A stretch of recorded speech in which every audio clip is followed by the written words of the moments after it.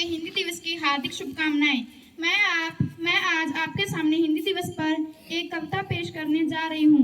भाषा हमने सारी सीखी पर हिंदी जैसी बात नहीं।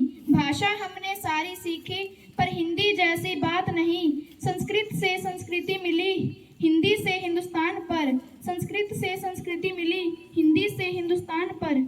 आज अंग्रेजी के चक्कर में हम भूल गए अपनी पहचान। आज अंग्रेजी के चक्कर में हम भूल गए अपनी पहचान।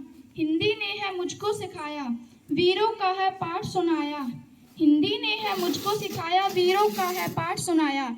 एकता का सूत्र पढ़ाकर हिंदुस्तान को सर्वश्रेष्ठ बनाया, हिंदुस्तान को सर्वश्रेष्ठ बनाया। हिंदी है सबसे महान, फिर क्यों भूल रहे हम अपनी पहचान। हिंदी है अभिमान हमारा, इससे ही होता हिंदुस्तान का श्रृंगार। हिंदी है अभिमान हमारा, इससे ही होता हिंदुस्तान का श्रृंगार। उत्तर दक्षिण पूर्व पश्चिम हर कोने तक फैला इसका प्रकाश। सजी हुई माथे पर जैसे माँ पर बिंदी, ऐसे ही सुशोभित है हिंदी के ऊपर बिंदी।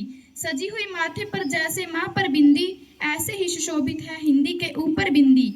हिंदी कोई भाषा नहीं, ये तो एक नदी समान है, जिसकी धरा में बहती भारत की पहचान है।